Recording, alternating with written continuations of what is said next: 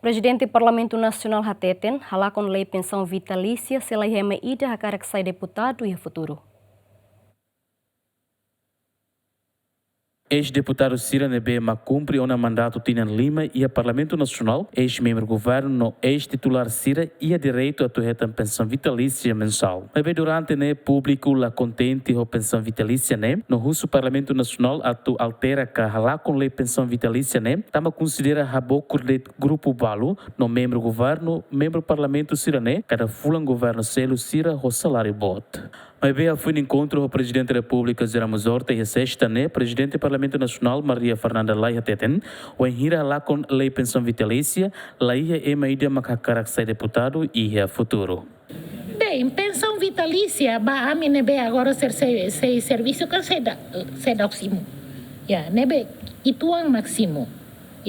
Se caso ainda nem roubato Laos, vamos sussuir ba. Carreta sai dilema e tabot será até ter labele. Mas deputado ser lá a capacidade de sua carreta, nia sa Lao ain, ita label compare tani ang nações. Laos nia situação quase nessa ita.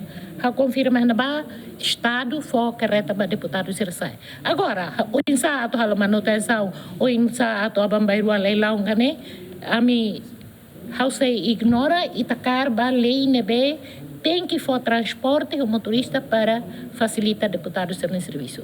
Lei pensão vitalícia é dos processos. Será que Itacara que tem deputados, ex-deputados, dedica-lhe 5 anos? Depois de 5 anos, nia saif la falba lá e a sustentabilidade bani ang futuro lá e nem é mais que a cara sai deputado, inclui a tá bem? Antes de o órgão legislativo declara, lei la fordalan atuala com lei pensão vitalícia. Proposta alteração lei pensão vitalícia ia ao Parlamento Nacional, no dadal halo hela consultação com entidade hotu, molok halo alteração, tamba beneficiário Cira os membros do Parlamento Nacional mas ex-titular no veterano Cira. Agostinho da Costa, Matheus Romário, GMN.